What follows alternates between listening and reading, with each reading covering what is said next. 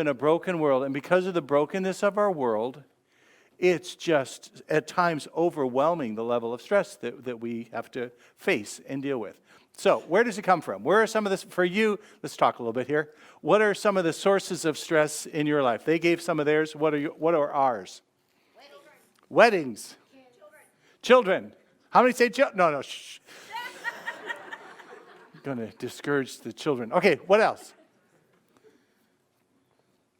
That's pretty much. Parents. All right, how many say parents? Okay. Losses. I mean, there's a lot of kind of intangibles. Let me throw out a few. Disruption, change, reversal, losses, work, money, fake news from all sides, social tensions, rising violence, uncertainty. There's a lot of things going on right now that cause exaggerated levels of stress in our lives.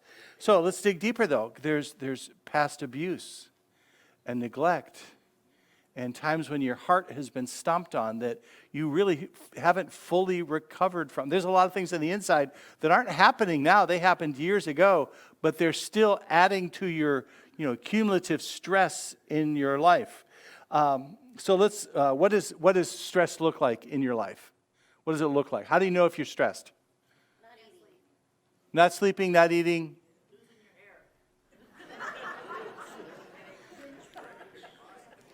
Okay, I'll tell the jokes. You do the straight lines. I'll do the jokes, okay? Here we go. In a word, it's issues. You have head issues, heart issues, lung issues, muscle issues, stomach issues, sleep issues, immunity issues, right? And each of those could be, broken down into others. What does it feel like when you're stressed? Sometimes you know you're stressed because of the way you feel. What does it feel like? Tight stomach ache. Stomach ache is a feeling. Okay. Do you have no feelings? Yes, I have stomach aches. Okay. What else? What now? Oh, you're just easily annoyed at everyone. Sin. Nausea. Okay, let me throw a few to mine. Feels like tension and depression and frustration and anxiety, that life is out of control. That's often what a person that's really stressed out will say. Really the nut of it is, it's like, okay, this is beyond what I can control.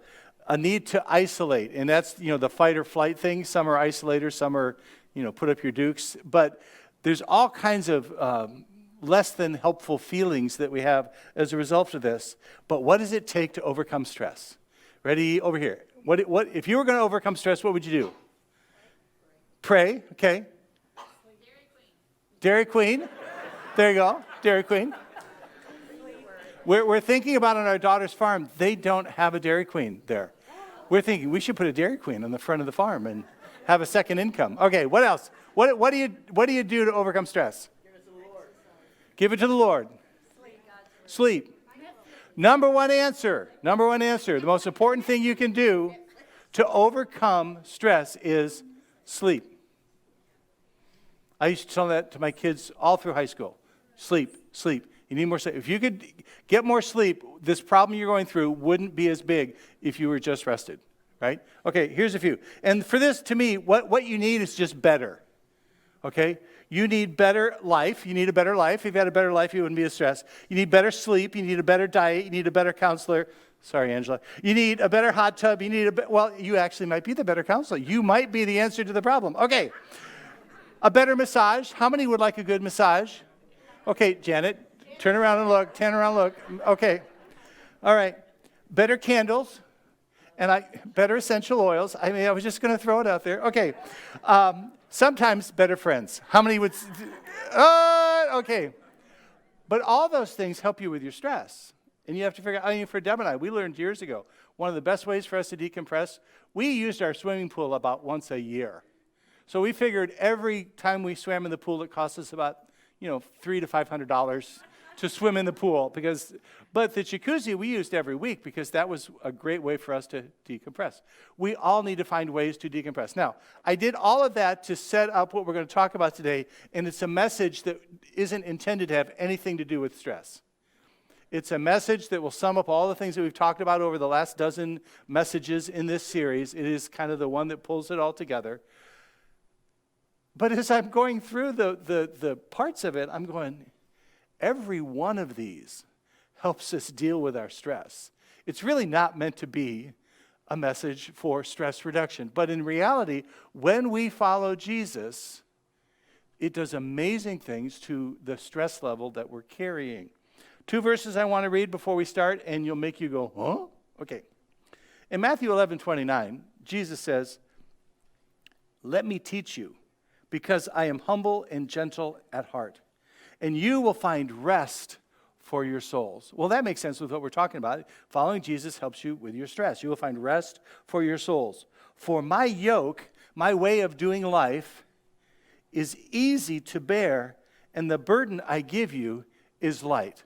How many have heard that before? Okay, 4 chapters earlier, he said this, "But the gateway to life is narrow, and the road is very difficult, and only a few ever find it." So, is following Jesus easy and light, or is it difficult? And the answer is yes, right? I mean, it's like, okay, but for people that don't know Jesus reading that, they go, okay, the Bible conflicts with itself. There's contradictions in the Bible. We just found another one. No. What following Jesus means, it means you travel light on a difficult road.